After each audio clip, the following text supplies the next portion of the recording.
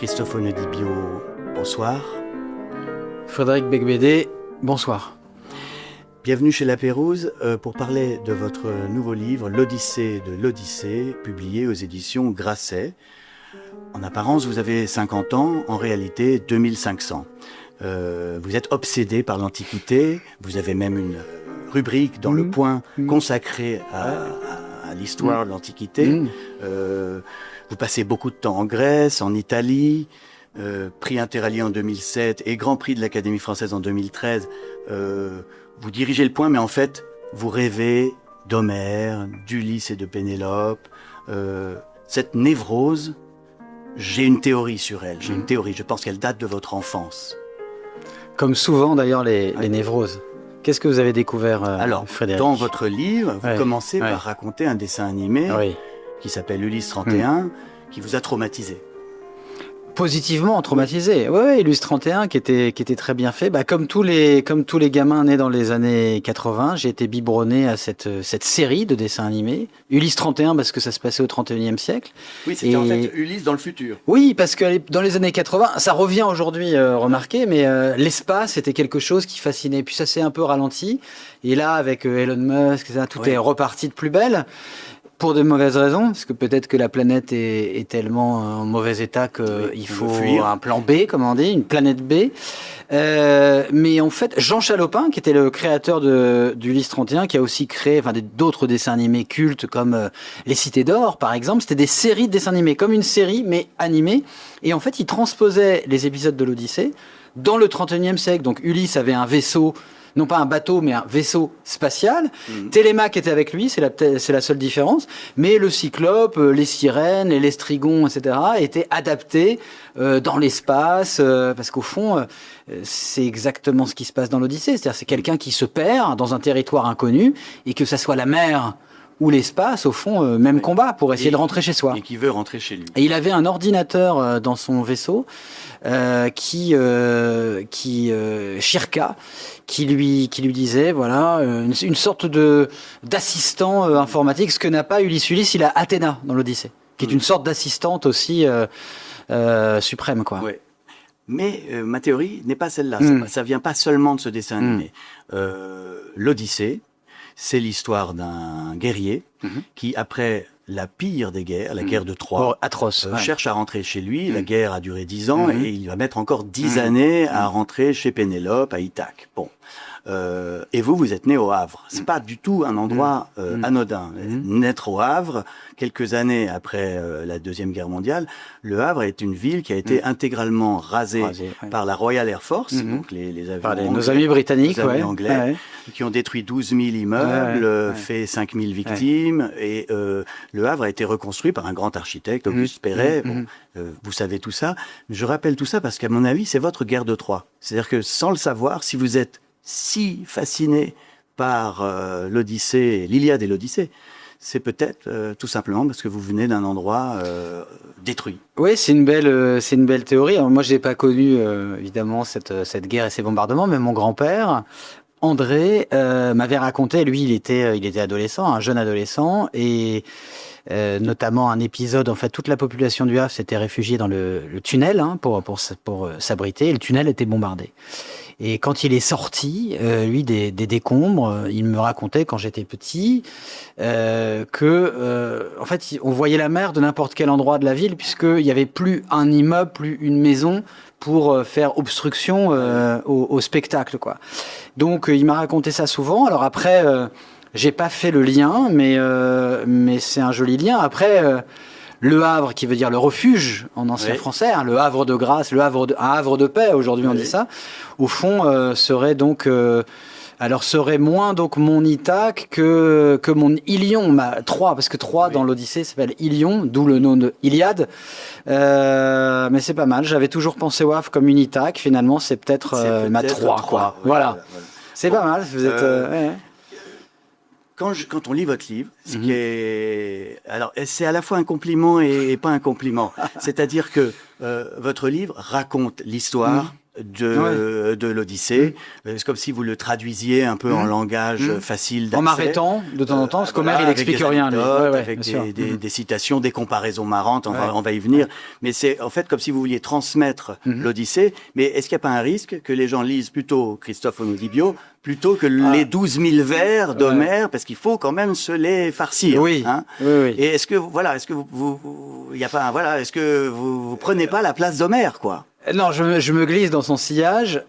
L'idée, c'est quand même de faire lire après l'Odyssée, mais vous avez raison de le rappeler, c'est 12 000 vers qui sont très beaux, mais très compliqués, hermétiques, et surtout avec des références qu'on n'a plus. Parce que, pour moi, vraiment, réciter l'Odyssée, raconter l'Odyssée à l'époque, donc à peu près, on dit que c'est le 8e siècle avant notre ère. Il y a 27 siècles. Et voilà.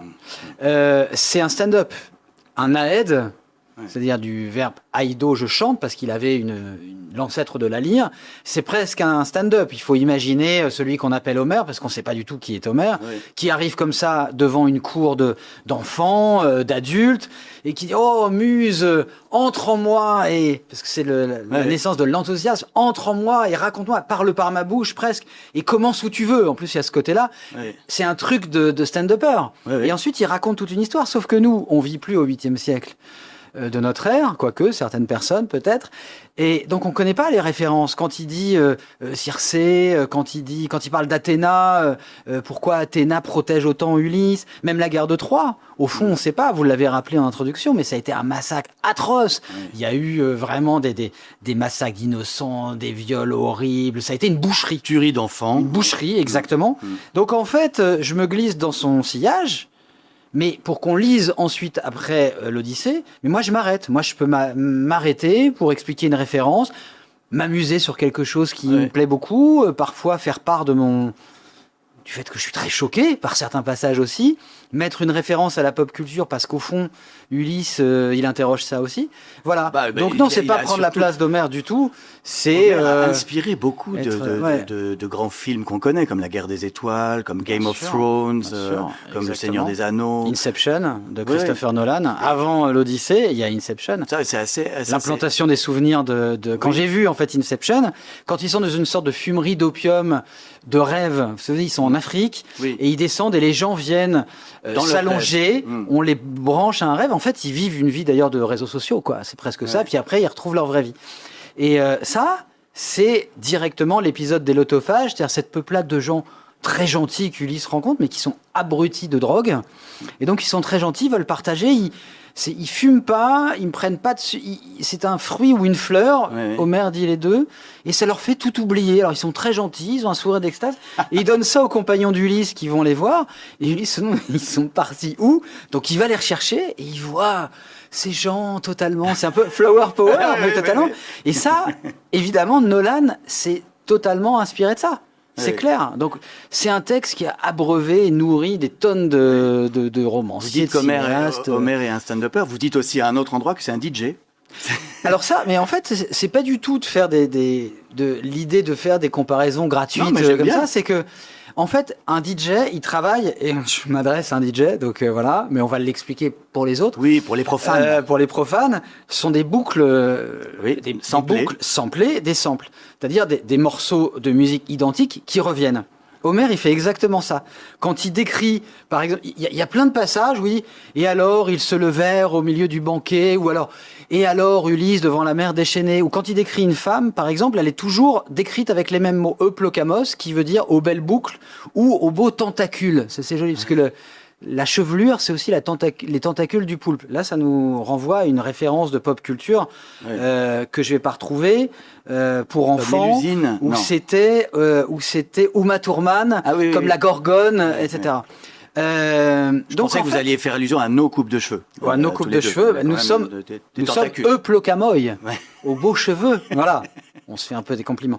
Mais donc, en fait, c'est comme des samples de musique. Et comme c'était une récitation musicale, je parlais d'un stand-up, la comparaison, elle tient totalement. Et je pense que c'était aussi des moments, ça c'est mon interprétation, mais où, comme c'était des chants qui étaient appris par cœur, ils brodaient aussi. C'est-à-dire qu'il y avait aussi des variations. Ce que font les DJ. Des variations sur un son, un remix. Il y a ça. Finalement, ils remixaient en permanence, ils repartaient. Mais il y a ce côté, on remixe, on met des mêmes boucles de son. Donc ouais, c'est l'art du DJ. Et comme c'est une récitation musicale, bah, ça convient parfaitement. Ouais. J'invente pas grand-chose. Non, mais c'est intéressant justement de faire ce lien constant entre ce poème qui date d'il y a 30 siècles et aujourd'hui. Par un autre moment, vous comparez Héphaïstos à une entreprise de robots. Et c'est un personnage qui crée des robots. Ah ouais. En fait, il a deux assistants. Ce sont des jeunes femmes en or, Ouais. c'est ça? En fait, dans l'Odyssée, il y a l'invention des robots. Héphaïstos, qui est un boiteux, qui est un dieu boiteux, mais qui n'est pas manchot. Pardonnez-moi ce jeu de mots. C'est un artiste. Il peut tout faire de ses mains. Donc c'est un artisan absolument génial. Et il est entouré de 2 servantes en or, dont Homère nous dit qu'elles font tout automatiquement. Oui. Automatoi, voilà, qui se déplace de soi-même, etc. À un moment, il invente des trépieds pour le banquet des dieux, pour apporter la nourriture, qui sont des trépieds. Alors, Comme des drones un peu, comme des... Ouais, comme des plateaux ambulants. Ça existe maintenant, il y a des restos comme ça. Voilà. Je suis allé dans un resto, il y avait un robot qui m'a servi. Bah, c'est vrai, ça. Ça existe. Et bah ça, c'est déjà dans ce texte qui a presque 30 siècles Ouais. par rapport à nous. Donc, il invente ça, mais je fais que lire Homère. Simplement, peut-être qu'on le lit mal ou pas assez, parce que c'est aussi le problème, c'est qu'on connaît les sirènes, le cyclope, quelques épisodes, mais en fait, ce texte, il est beaucoup plus génial que ça. Donc il y a des robots, il y a de l'intelligence artificielle, puisqu'il y a des bateaux qui naviguent seuls par la pensée, ou Tesla, quoi, avant l'heure. Mais en fait, c'est dans le texte. C'est-à-dire, c'est pas des comparaisons que je ferai moi, c'est dans le texte. Quand il arrive chez les Phéaciens, ce peuple aussi absolument très riche, très sophistiqué, c'est un peu la Silicon Valley de l'époque. Ils n'ont pas des chiens comme nous tous, ils ont des chiens robots qui du coup gardent le palais éternellement, nuit et jour. Donc les robots sont déjà chez Homère. Est-ce que vous saviez, en préparant ce livre, que Christopher Nolan, en même temps que vous, tournait l'Odyssée, qui sort le 15 juillet prochain, un film à 250 millions de dollars. Ouais. Alors le casting est étonnant, il y a Matt Damon qui joue Ulysse, Ouais. Il y a Zendaya. Anna Thaoué comment Anna Thaoué qui joue Pénélope, Zendaya qui joue Athéna. Oui, et donc Athéna, faut dire, c'est la déesse qui protège Ulysse. C'est un complice pour les bons coups comme les mauvais coups. Voilà. Ouais. Et c'est Tom Holland qui fait Télémaque. Il y a également Robert Pattinson, Charlize Theron. Enfin, il y a une distribution incroyable. On n'a encore aucune image. Vous l'avez pas vu le film? Non, on n'a pas vu le film. Christopher Nolan est très parano. Je pense qu'il a raison. Il réserve la surprise totale. Il y a quelques teasers. Évidemment, je savais puisque ça fait des années qu'il est là-dessus. Et surtout, Christopher Nolan, donc, qui est un fou de l'Odyssée, qui est un fou d'Homère, il a failli faire 3. Le fameux film avec Brad Pitt qui en sandalette. Voilà. Il a failli le faire et puis finalement le projet lui avait été retiré. C'était parti chez un autre. Donc c'est un dingue de l'Odyssée. Donc oui, je le savais et ça m'intéresse beaucoup de découvrir ça. Je vais voir. En fait, mais là vous êtes très malin. C'est que vous publiez ce livre qui est une sorte de mode d'emploi de l'Odyssée au moment où il va y avoir le plus grand film quasiment de l'histoire du cinéma sur cette histoire. Bah, il est sorti un peu avant. Disons que mon éditeur Olivier Nora a été aussi finalement a eu ce sens du timing parce que c'est lui qui il a été proposé récompensé par un licenciement. Voilà. C'est lui qui a trouvé le titre et c'est lui qui m'a donné l'idée en disant il faut absolument raconter cette histoire que plus personne ne lit, mais à des gens d'aujourd'hui. Vous pourriez corriger le sous-titre, tout ce que vous avez toujours voulu savoir sur les aventures d'Ulysse sans avoir jamais lu Homère, ni vu le film de Christopher Nolan. Ni encore vu, voilà. Ou peut-être après l'avoir vu, parce que peut-être qu'on va rien comprendre dans le film de Nolan. C'est souvent le risque. Tenet, par exemple. On ne comprend rien. J'ai toujours pas compris. Oui, mais même Inception. Vous êtes le seul à avoir compris.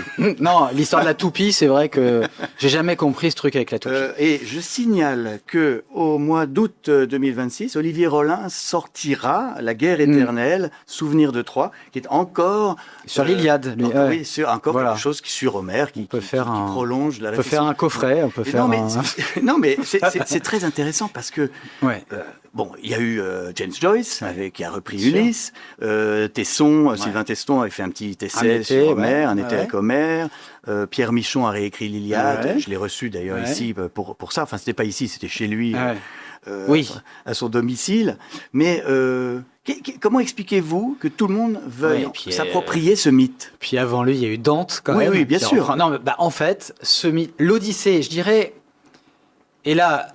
Vous savez qu'il y a une division un peu comme entre les Iliadistes et les Odysséens, ceux qui choisissent, parce qu'on ne sait pas en fait si c'est Homère, on ne sait pas qui c'est Homère, on ne sait pas vraiment si c'est le même auteur. On pense qu'Homère c'était un groupe d'auteurs, un collectif, comme un groupe en fait, ou les Daft Punk quoi. Parce que les Daft Punk, parce que le côté casque et l'identité qu'on connaît pas en fait. Voulez-vous remettre le casque de Gabi? Non, une fois c'est bien, parce qu'après j'arrive plus à l'enlever. Et voilà, il faudrait que je puisse sortir quand même sans casque, parce que voilà. Mais en fait, oui, donc il y a cette division-là, comme PSG-OM. Moi, je prends les deux, j'adore les deux. Mais l'Iliade, c'est la guerre. C'est la guerre. C'est la guerre. Et l'Odyssée, c'est l'après-guerre.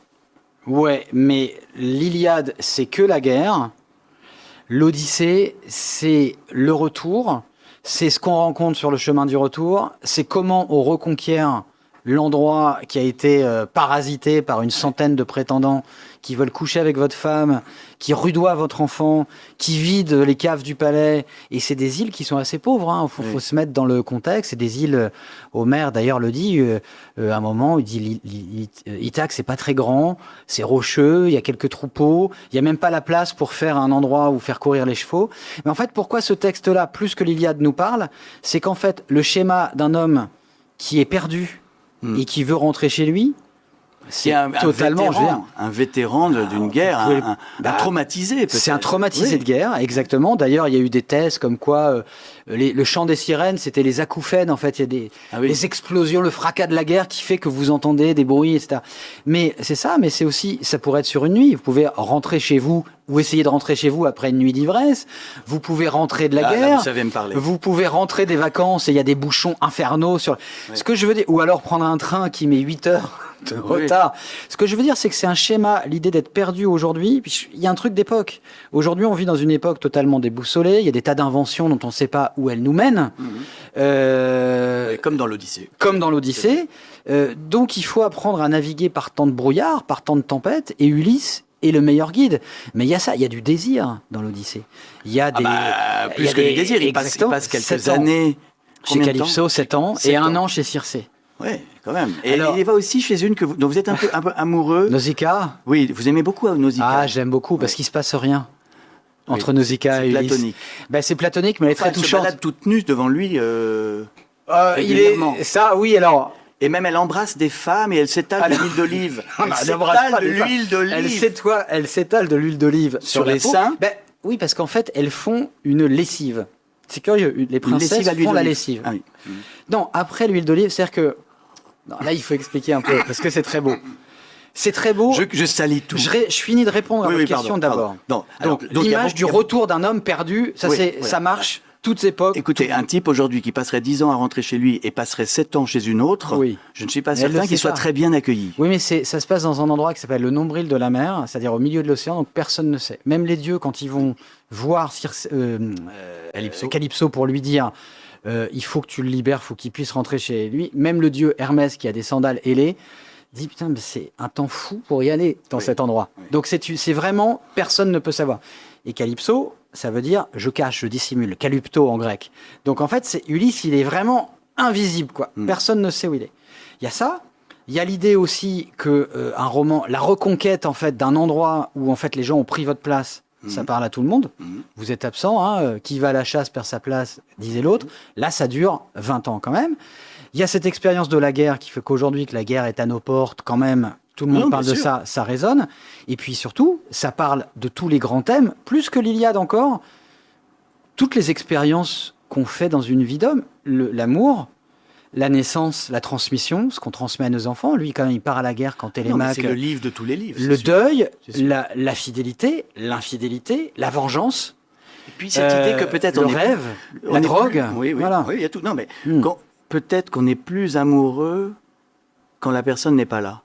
Est-ce que c'est pas ça aussi le sujet? C'est-à-dire que s'il était là tous les jours, à se réveiller, à prendre son café le matin, Ulysse n'aurait plus aucun charme. C'est pour ça que certains, que notamment Dante et beaucoup d'autres, et d'ailleurs dans l'Odyssée lui-même, Ulysse en fait il repart. Oui. Et en fait ça c'est assez génial. Et il y a un truc aussi qui intéresse Nolan et qui nous intéresse tout aujourd'hui, c'est que narrativement c'est génial. C'est que toute cette histoire des sirènes, etc., c'est Ulysse qui la raconte à l'intérieur de l'Odyssée par un flashback énorme. Autre invention d'aimant. Donc c'est peut-être mytho. Peut-être c'est un Donc menteur. c'est peut-être mytho. Oui, C'est ce que pense Margaret Atwood. Elle a parfaitement raison. C'est-à-dire qu'en fait, Ulysse, il arrive chez les Phéaciens. Donc c'est à la fin de son voyage. Mais pour nous, c'est le début. Et il leur raconte, voilà tout ce que j'ai vécu. Et en fait, les Phéaciens, c'est des gens extrêmement chics, élégants, high-tech, qui ont ces bateaux, qui naviguent tout seuls. Mais ils ont une chose qui va vous plaire, c'est qu'ils sont philomutoi. C'est-à-dire, ils aiment les histoires, ils aiment les récits. C'est un peuple littéraire. oui. C'est un peuple littéraire qui adore qu'on leur raconte des histoires qui les emmènent très loin. Et donc, Ulysse va payer son voyage du retour par une histoire. C'est un peu Scheherazade Avant l'heure. Oui, Avant l'heure. Je le dis un moment, c'est Scheherazade, c'est les Mille et une nuits, et il les tient en haleine toute la nuit. Quand il s'arrête, il dit, oh non, continue Ulysse. Mais juste Nausicaa, parce que tout commence, le retour, c'est grâce à Nausicaa, c'est la fille de ces gens-là. Elle aussi, c'est une fille littéraire. Et en fait, elle voit arriver, donc, c'est extrêmement bien fait. Je ne sais pas si on a le temps, mais ça sera notre unique moment de récit. Non, si, c'est intéressant. On va être philomutoi tous les deux. C'est qu'en fait, Ulysse, à la fin, il part quand même avec une flotte de bateaux. À la fin, il est tout seul. Il y a un dernier naufrage, il est tout seul, il est tout nu parce qu'il a dû se débarrasser de ses vêtements pour pas couler. Homère invente le gilet de sauvetage. Il y a une déesse qui apparaît en forme de mouette, qui lui donne une sorte de châle en lui disant « Entoure tes hanches avec ça, débarrasse-toi tes vêtements et tu vas flotter. Puis quand tu seras arrivé, tu me rends mon châle. » Bon, D'accord. il y va. Il arrive devant une muraille, donc une île, mais c'est une muraille, des falaises, il n'arrive pas à entrer. Il s'écorche, il essaie. Donc il est tout nu, il a passé du temps dans l'eau, il est affamé, la barbe emmêlée de sel, etc. Pas comme la vôtre. Qui est taillée avec soin. Voilà. Et il arrive à trouver un petit passage, il est épuisé, c'est une rivière, il remonte la rivière, il trouve un olivier, il se fait un lit, il s'endort. Et là, Athéna, qui veille sur lui, elle dit, bon, mon Ulysse, il est là, il faut que quelqu'un aille lui porter secours. Donc elle va au palais, Athéna, à travers la porte, et elle s'introduit dans la tête, Inception, dans la tête de la princesse, qui est en âge de se marier, Nausicaa, qui n'a jamais connu les hommes, qui est en âge de se marier, et elle s'introduit dans sa tête, et elle lui fait faire un rêve où sa meilleure amie lui dit « Écoute Nausicaa, faut que tu te lèves, faut que tu ailles faire une lessive. » « Pourquoi ?» dit Nausicaa dans son rêve. Tout ça, c'est dément. Bah parce qu'en fait, si t'as pas du linge propre et tout, aucun homme ne voudra t'épouser. C'est un peu réac.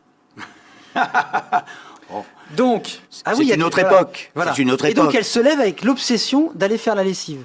Sauf que c'est une princesse, donc elle dit à sa mère et son père, je vais faire la lessive. Il dit bon, ok, mais ça se passe façon princesse. Voilà. C'est-à-dire que la reine lui donne une fiole d'or, donc l'huile, dont elles vont se oindre, un pique-nique géant, une carriole, et en fait elle part avec toutes ses servantes, elles font la lessive, elles étendent le linge, et elles jouent à la balle. Donc là on peut penser qu'elles sont nues, effectivement. Elles jouent à la balle, et à un moment la balle... aussi, hein, tout le monde. Et Ulysse, voilà, tout le monde est nu. Bon, après les filles se rhabillent, mais surtout, la balle, Ulysse entend un cri de femme. Ah, je fais mal le cri de femme. Non, c'est bien. Et en fait, c'est parce que la balle est tombée à l'eau, donc elles sont ah mince, voilà. Et donc ça réveille Ulysse qui arrive. Et là, ce que j'imagine pour le coup, parfois, c'est un décor de cinéma. C'est-à-dire, il y a ce linge blanc qui étend, oui, qui fait et comme Ulysse un arrive, écran. comme un écran. Ulysse arrive, donc elle voit une silhouette d'homme assez baraqué quand même, musclé. c'est un combattant. Lui voit des silhouettes plutôt gracieuses, etc. Et ça fait très Hitchcock dans Psychose. Il écarte, voilà. Là, je vais un peu, c'est mon interprétation, parce que je pense que ces textes-là, il faut y aller, les interpréter. Oui. Et la Nausicaa, c'est la seule à pas avoir peur. Et elle voit Ulysse, il est nu, quand même, elle n'a jamais vu d'homme nu, etc. Et là, au lieu d'avoir peur, elle lui dit, donc Ulysse se jette à ses pieds, etc. Et là, c'est ce qui est très beau dans l'Antiquité, c'est qu'avant de lui demander son nom, etc., elle lui dit, on va te donner à manger, on va te donner, tu vas pouvoir prendre un bain, etc. Et je m'arrête juste au moment spa, parce qu'il y a un moment spa. Mais oui, c'est un moment spa, mais c'est vraiment dans le texte. C'est-à-dire que Elle le masse. Elle le masse pas, mais Ulysse demande, donc il se baigne, donc elle lui donne les fioles, les parfums, etc. Et Ulysse leur demande de détourner le regard, parce que quand même il est pudique. Et là, Athéna arrive, et comme un coup de baguette magique d'ailleurs, rend à Ulysse toute sa beauté, sa splendeur, sa vigueur, et sa chevelure, les cheveux comptent beaucoup dans l'Odyssée, sa chevelure en forme de fleurs de jacinthe. Alors moi j'ai toujours imaginé une sorte de collier tahitien porté un peu... Voilà. D'accord. Et donc c'est ça. Et grâce à Nausicaa, parce qu'elle n'a pas eu peur, et grâce à son hospitalité, la Philoxénia, Ulysse, elle l'emmène quand même cet étranger hirsute, etc. Alors maintenant devenu très beau, elle est un peu amoureuse de lui du coup, parce qu'elle est en âge de se marier. De toute façon, toutes les meufs Et, sont amoureuses d'Ulysse. Hein. Oui, mais Chaque là, fois qu'il croise une meuf. ce qui est très beau, c'est que c'est une jeune femme. Et donc, en fait, il se passera rien. Ulysse en joue un peu, joue de la fascination qu'il exerce sur elle, mais simplement pour aller au pied de la reine, donc la mère de Nausicaa, et lui dire, voilà, faut m'aider, etc. Alors après, c'est très très long. Il raconte son, parce que c'est une sorte de James Bond aussi. Il veut pas dire qui il est. Il a un alias. Donc Nausicaa, je l'adore parce qu'elle est cette fille. Et à la fin, quand Ulysse repart, elle dit, ok, en gros, il s'est rien passé, etc. Elle est un peu triste, mais elle dit, souviens-toi que c'est quand même grâce à moi tout ça. Oui, oui. Voilà. C'est la sauveuse. Voilà. Voilà, c'était le moment Nausicaa, mais, Voilà, elle le vaut bien. Vous avez 5 parties. On a perdu Ulysse, on a retrouvé Ulysse, Ulysse se raconte, Ulysse est de retour et Ulysse se venge. Ouais. Et peut-être la plus importante, la plus surprenante, parce qu'on connaît un peu le Cyclope, on connaît la magicienne Circé, etc. Le cheval de Troie, bon voilà. Ouais. Mais cette histoire de la vengeance d'Ulysse à la fin est assez terrible, parce qu'il extermine les 105 prétendants de Pénélope, qui donc sont des mecs qui ont 108, essayé, 108, voilà, qui ont essayé de coucher avec sa femme pendant qu'il était parti, qui en plus maltraitait son fils Télémaque. Mais alors, en plus, il extermine les servantes, qui, elles, sont des esclaves. Elles n'y sont pour rien. Elles n'ont pas demandé à être esclaves. Elles sont simplement obligées de servir les prétendants. Et elles sont exterminées par Ulysse. Donc, en fait, c'est intéressant ce que vous dites là-dessus, c'est que Ulysse n'est pas parfait. Ça n'est pas un héros. Non. C'est aussi le premier anti-héros. C'est le premier anti-héros. C'est ce qui fait de lui un personnage fascinant, c'est qu'il est, au fond, peut se regarder comme dans un miroir. C'est-à-dire qu'en fait, il est à la fois prudent, ingénieux, mais il fait preuve d'imprudence et d'orgueil horrible avec le Cyclope. Il est parfois très bon manager, et parfois, il fait vraiment d'énormes bêtises de management. Aujourd'hui, il serait poursuivi, il serait traîné devant les tribunaux. C'est un héros imparfait. Et effectivement, à la fin, moi, c'est le passage qui me choque et qui avait alerté aussi Margaret Atwood, qui a écrit un très beau livre du retour d'Ulysse vu par Pénélope. En fait, vous avez ces 12 servantes qui couchent avec l'ennemi, en gros, donc on pourrait dire Alors, elles sont menées par une fille qui s'appelle Mélanto, elle, qui n'est pas extrêmement sympathique et qui se comporte d'ailleurs mal avec Ulysse quand il rentre et qu'il est déguisé en mendiant. Mais il y a ce meurtre de 12 servantes, et Ulysse fait pire, c'est qu'il demande à son fils d'aller les exterminer, de se venger. Donc en fait, ces 12 servantes, vous l'avez rappelé, elles sont esclaves. En face, il y a 108 prétendants. À l'époque, vous n'avez pas le choix. Je veux dire, elles sont forcées. Et Ulysse le sait. Ulysse dit aux prétendants, vous avez couché de force avec mes servantes. Donc Ulysse le sait. Et malgré ça, donc il sait qu'elles ne sont pas fautives de ça. Victimes. Il demande à Télémaque de les passer par le fil de l'épée. Et Télémaque, c'est son fils. C'est un jeune homme quand même un peu innocent. Il a tué un homme pendant le massacre des prétendants, parce que ça vient après le massacre des prétendants. Mais il mouille son fils dans ce crime atroce, assez lâche, parce qu'elles sont désarmées. Et Télémaque va dire, non, en fait, je vais pas les prendre mon épée, c'est trop bien pour elles. Je vais les pendre. Il les pend avec la corde d'un navire, quand on sait que le navire, c'est le symbole de l'Odyssée. Et là, Homère désapprouve. Et Homère, on voit qu'il aime pas... C'est ça qui est intéressant avec le héros Ulysse, c'est qu'Homère, parfois, nous fait comprendre que justement, c'est pas un héros, etc. Homère décrit le supplice de ces petites servantes, il les compare à des grives prises, donc ces petits oiseaux pris dans le filet d'un chasseur, dont les pattes tressaillent un instant avant de s'immobiliser. Des petites choses fragiles, emportées par la force. Donc là, Homère nous dit, ce que fait Ulysse là, c'est pas terrible. Et ma thèse, c'est que Ulysse est un chef de clan, à l'époque, de toute façon, c'est ça, une société très patriarcale, archaïque. Et en fait, il fait table rase. Il n'a pas le choix, c'est comme un mafieux. Il n'a pas le choix, il faut éliminer tout le monde. Oui. Il s'est passé des choses en son absence, et bien plus personne ne parlera. Il aurait pu tuer Pénélope s'il avait été vraiment un misogyne. Alors, la thèse de Atwood, c'est de dire, bon là je spoil un peu le livre d'Atwood, mais il est très court, puis l'intérêt n'est pas que de ça, c'est que Pénélope aurait sauvé sa propre peau en balançant les servantes. Oui. Comme ça, il n'y a plus de témoins. Comme ça, il n'y a plus Oui, de témoins et elle, au fond, paye fait une sorte de péage moral et sanglant. Tout le monde quoi. est exterminé pour protéger Pénélope. Voilà. Et ce qui veut dire qu'elle ne parlera pas. Voilà. Alors j'ai parlé de... Non mais c'est c'est inépuisable ce truc. Mais c'est un roman, enfin c'est pas un roman, c'est un poème, Ouais. mais c'est un roman génial je veux dire, tout y est. Oui, il y a même le transhumanisme. Il y a même Puisque le transhumanisme. la nymphe Calypso lui propose à Ulysse l'immortalité. Hein, elle est déjà au courant des dernières découvertes. Exactement, de la Silicon Valley. Voilà, de la Silicon Valley. Elle lui propose l'immortalité et lui refuse. Ça, c'est très beau. En fait, c'est à la fois tech et très humain. C'est-à-dire qu'elle est immortelle. Elle vivait dans une île seule, avec ses servantes. Donc, en fait, l'ennui, elle ne le sentait pas. Puisqu'en fait, quand vous vivez seul depuis toujours, au fond, c'est l'habitude. Il fallait qu'elle ait une vie intérieure passionnante. Arrive cet homme, et l'aimant de nouveautés, etc. Elle en tombe amoureuse. On la force, au bout de 7 ans, à le restituer au monde des humains. Qu'est-ce qu'elle fait? Elle lui dit, écoute, reste avec moi, je te rends immortel. C'est le côté là, Benjamin Button. C'est-à-dire que lui, il est condamné sinon à vieillir, et elle le verrait vieillir et mourir. C'est terrible. Donc, elle lui offre l'immortalité. Et Ulysse refuse. Il dit, mais moi, je préfère rentrer et vieillir auprès de ma femme et de mes enfants. Et là, elle a ce côté très mutin, très coquin, très malicieux. C'est qu'elle lui dit, mais regarde-moi. Elle le dit comme ça, hein, dans le texte. Regarde-moi. Là, je paraphrase juste, parce que je ne connais pas le texte totalement par cœur. Mais, enfin, pas par cœur, je le connais bien, pas par cœur. Il dit, regarde-moi, je suis quand même pas moins bien faite que ton épouse. Pourquoi, en fait? Pourquoi?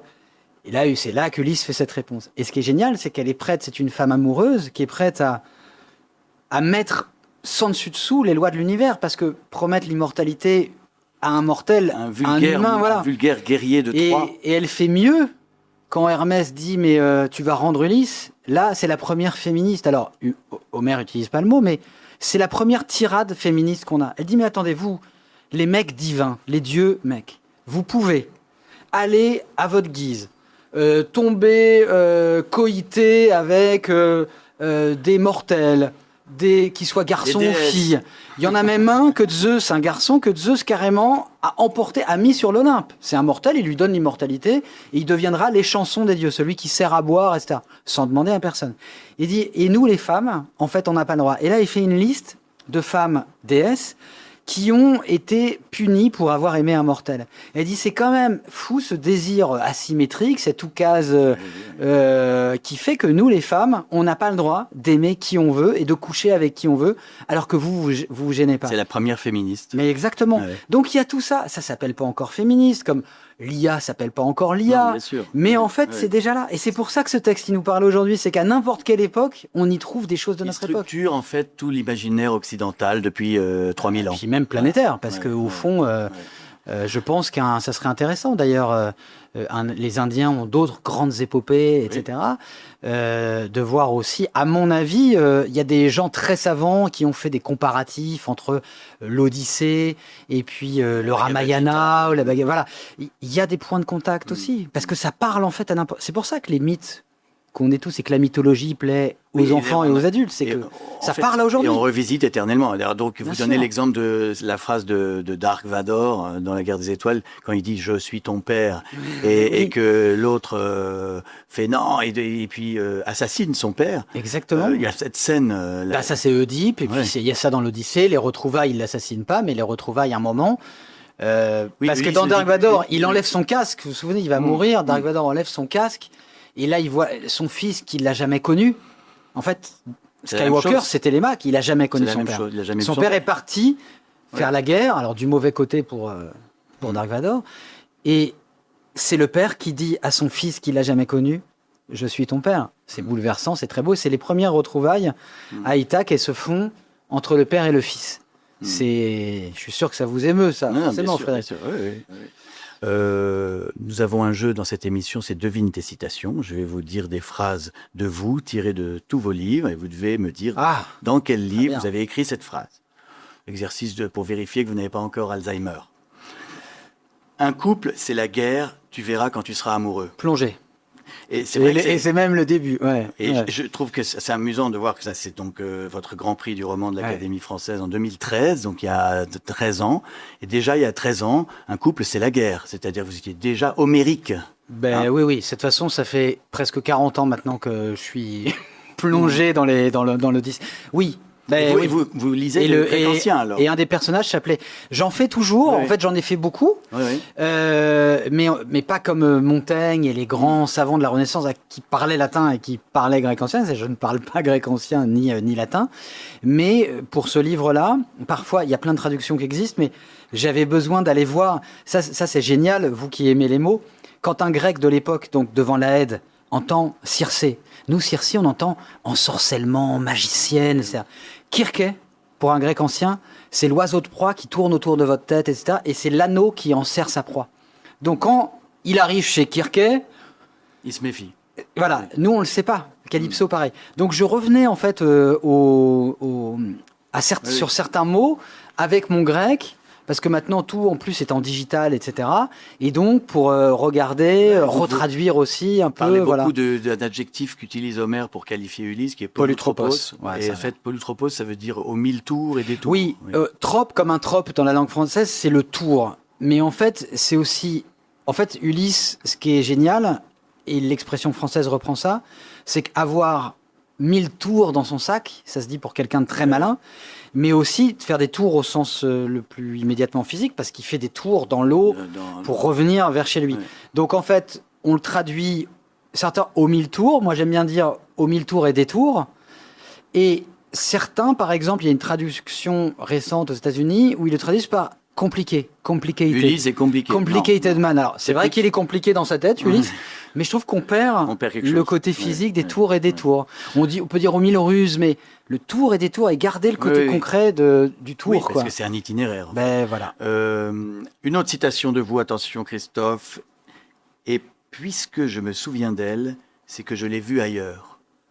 Croire au merveilleux. Oui, 2017. Ouais. Bravo, c'est bien. Mais là aussi, quelque chose qui fait penser à l'Odyssée. Oui, parce qu'il la voit dans un temple. En fait, vous avez rappelé cette minute antique que je fais dans le point chaque semaine, mais c'est l'actualité d'aujourd'hui vue par l'Antiquité, les correspondances en fait qu'on a.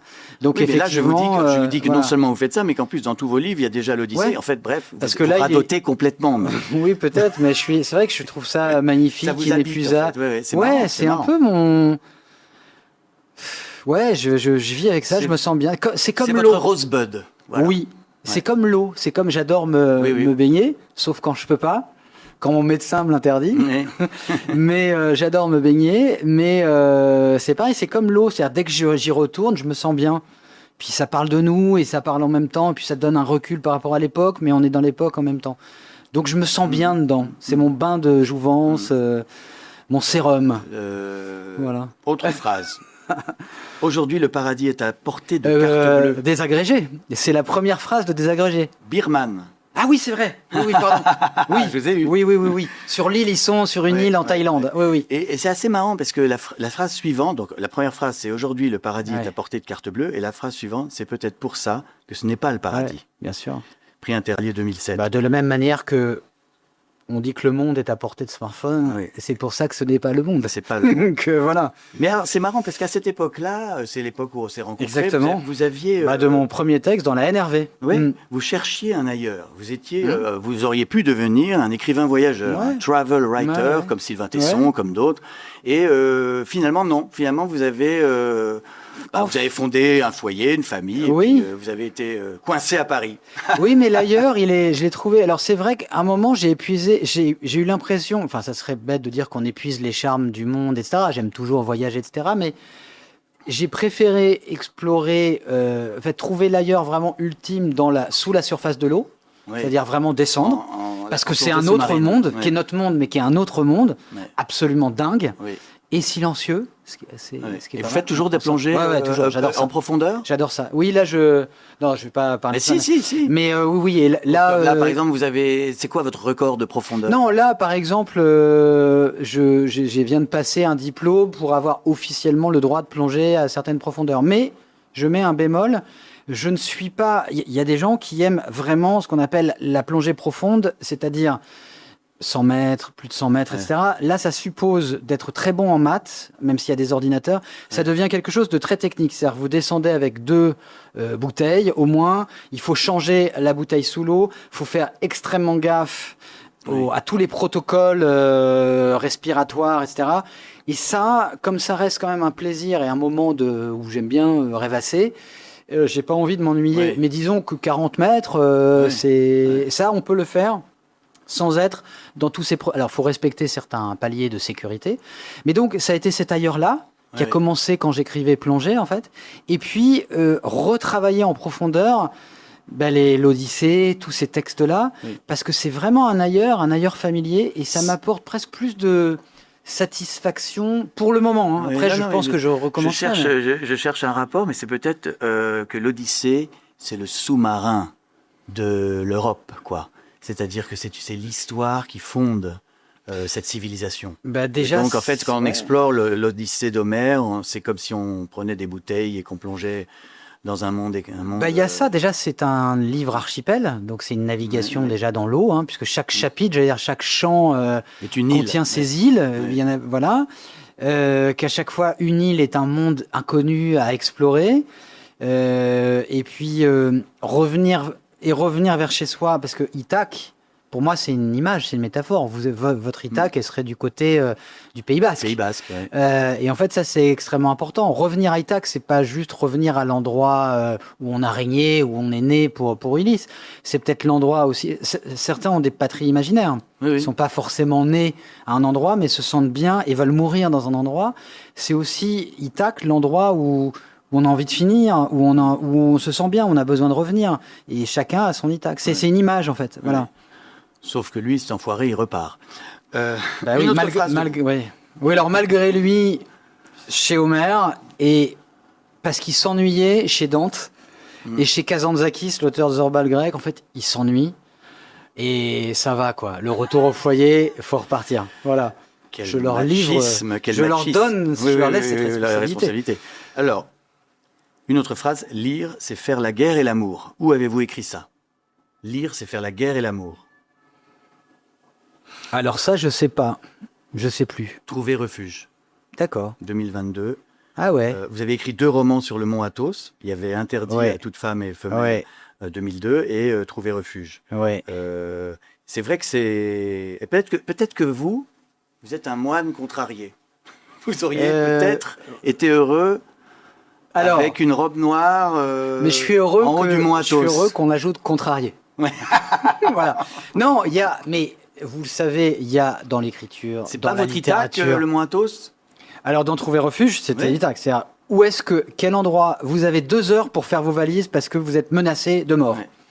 Où est-ce que vous allez? Un endroit où on peut être protégé, tranquille, planqué, etc. Bien planqué, oui. Ouais. Voilà. Donc ça, quand j'ai écrit Trouver refuge, qui partait de cette idée-là, c'est logique. C'était le mont Athos. Maintenant, j'ai grillé l'endroit. Mais c'est vrai qu'on dit que Xavier Dupont de Ligonnès s'est réfugié dans un monastère. Je sais pas. On disait que un certain nombre de criminels de guerre.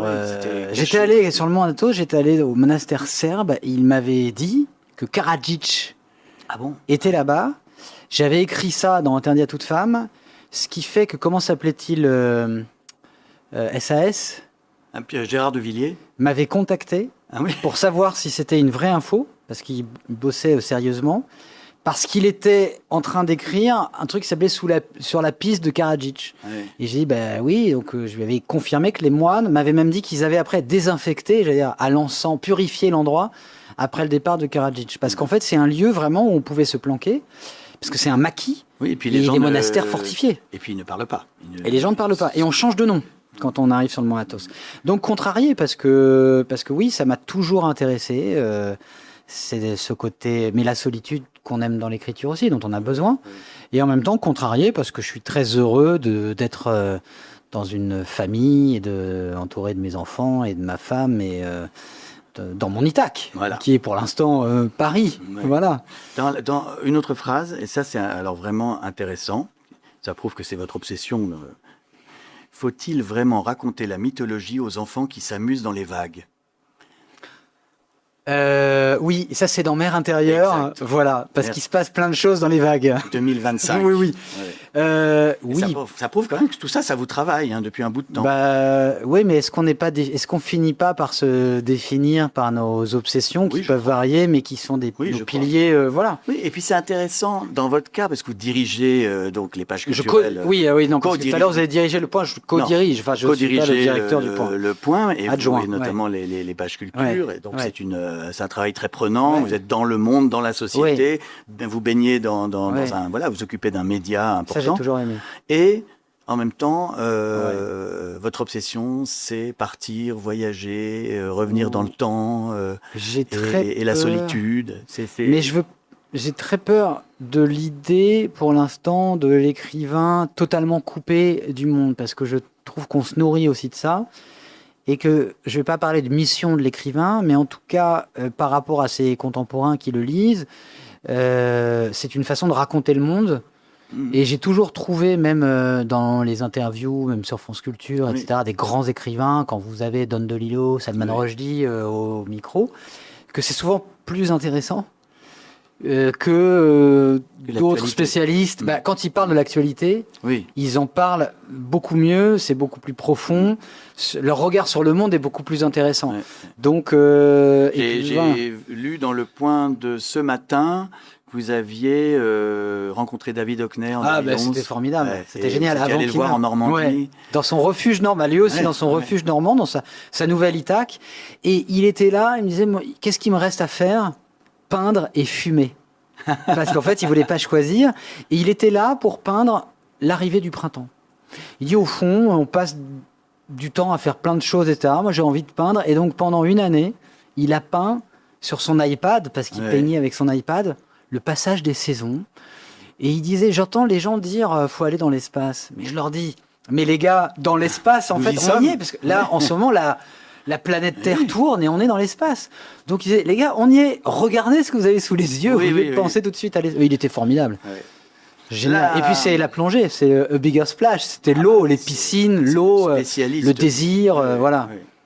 Il y a tellement de choses à dire. Les conseils de pro. Donc je voulais en savoir plus sur vos goûts littéraires. Un livre qui donne envie de pleurer. Joan Didion, L'année de la pensée magique. Ah, sur son mari. Sur le deuil et sur la vulnérabilité de la vie. Comme elle dit sur la première page, vous êtes au volant, etc. et la voiture peut basculer dans le fossé. Et en fait, c'est un instant. Un livre pour arrêter de pleurer. L'année de la pensée magique de Joan Didion. Oui, en fait, il permet les deux. Mais sinon, je dirais... Non, mais voilà, l'année de la pensée magique. Un livre pour crâner dans la rue. Vous sortez du journal et vous les fripez. Alcool d'Apollinaire. Ah bon. Ou en attendant les barbares de Cavafi. Ou alors, non, encore plus chic.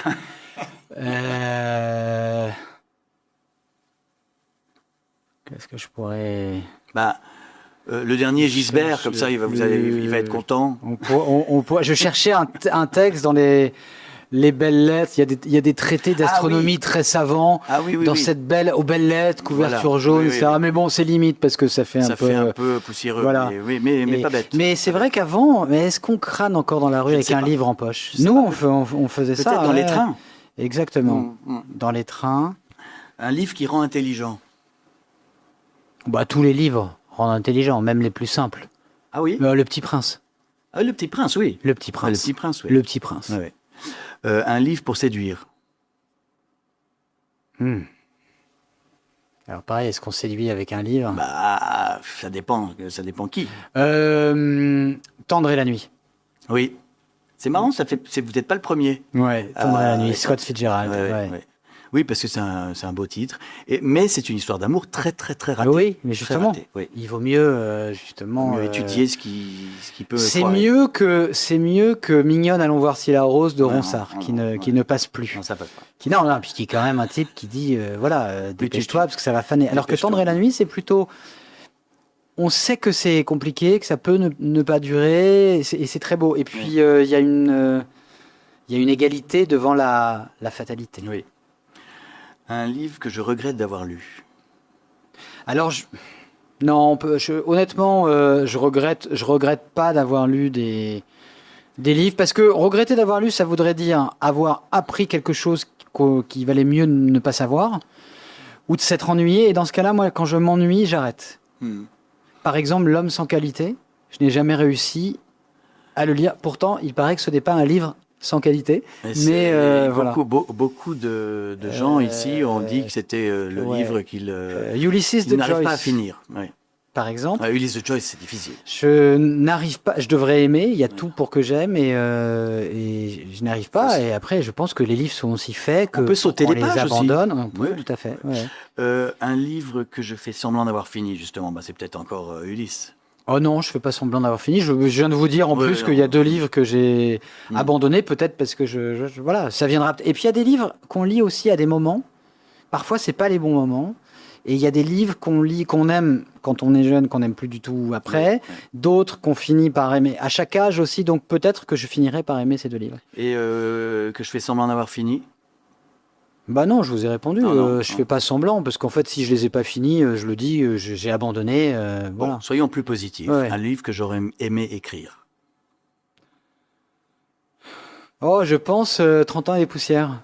Oui. Ouais. Ah, de Jane Ouais, McInerney. j'aurais aimé parce que c'est. Et puis là, il sort la suite. Ouais. Oui, j'aurais aimé parce qu'il y a quelque chose d'extrêmement vivant et voilà, ça a été fait. Déjà un peu nostalgique. Oui, déjà. Alors qu'il était jeune quand il l'a écrit. Déjà, et sinon, non, c'est difficile à chaque fois de plonger dans sa bibliothèque. Oui, mais- Ah non, j'aurais aimé. Alors non, je pourrais plus le faire. Et ça, c'est. Je pourrais plus le faire parce qu'il a été écrit par défaut, mais c'est pas un livre très connu. C'est Héros et nageurs. C'est le seul livre d'un monsieur qui est mort maintenant, Charles Sprawson. C'est maintenant en poche. C'est une sorte d'encyclopédie magnifiquement écrite des rapports entre les écrivains et la nage. Depuis l'Antiquité jusqu'à Mishima, Maupassant, Byron. C'est génial à lire cet été. Et ça, j'aurais aimé avoir l'idée de le faire. Et c'est ce qu'a fait un peu Chantal Thomas. Elle a fait Oui, oui, tout à fait. Qui est un très très beau livre de Chantal Thomas. Là, c'est encyclopédique. C'est-à-dire que le type est un ancien élève de Cambridge, etc. Et il nous raconte ça, c'est plein de citations, très érudit et très fluide. Et il parle de Fitzgerald notamment, et de la nouvelle Les Nageurs. Donc ça, j'aurais aimé avoir l'idée de le faire, mais j'ai pas... Voilà. Donc j'aurais... C'est génial, c'est Fitzgerald dit à un moment qu'il faut écrire en apnée, comme si on était sous l'eau quand on écrit. Exactement. Là, Il y a des pages merveilleuses sur aussi ce que c'est que se nager. Pourquoi nagez-vous ? Pour me laver. Ou pour me nettoyer, ça dépend encore une fois de la traduction. Et enfin, la question Fahrenheit 451. Nous vivons dans un monde où les livres sont brûlés par des pompiers. Il est interdit de lire. Quel livre seriez-vous prêt à apprendre par cœur pour le transmettre ? L'Odyssée.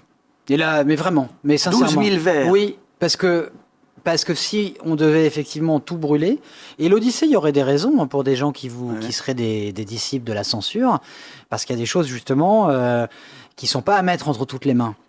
Et pas aux enfants. C'est pour ça qu'on leur parle jamais du massacre des servantes. Ouais, je serais prêt à apprendre l'Odyssée par cœur, parce que c'est très très beau. Et du coup, on vous appellerait l'Odyssée, ce serait votre nom. Vous vous appelez Christophe, vous appelez l'Odyssée. C'est ça. Et ça croise serait, le gars, et il se récite en grec ancien l'Odyssée, et il est évidemment pieds nus. Oui. Voilà. Oui, alors ça dépend, parce qu'il fera peut-être Athos. très très froid, on ne sait pas, finalement, avec dans cette époque où on brûlera les livres, peut-être que ça sera une sorte de vague de froid. Ce sera pour se réchauffer. The Ice Age, comme dans Game of Thrones. C'est quoi l'hiver approche. L'hiver approche, Winter is coming, donc ça sera peut-être ça. Merci infiniment, Christophe Onodibio. Je vous ordonne à tous de lire l'Odyssée de l'Odyssée avant la sortie du Christopher Nolan, qui est le 15 juillet.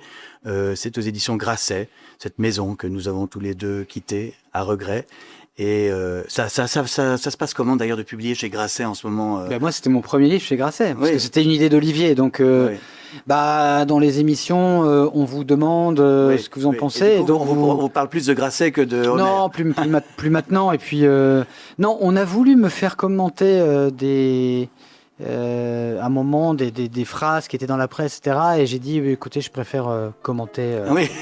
Je préfère commenter Homer. Pas des phrases de la semaine dernière, mais des phrases d'il y a 28 et siècles. Bah oui, puisque Homer est plus contemporain, plus actuel, comme disait l'autre, que la presse du jour. Que le journal du matin. Oui. Merci infiniment. Merci à vous. N'oubliez pas, lisez des livres, sinon vous mourrez idiot. Voilà. Ce serait dommage.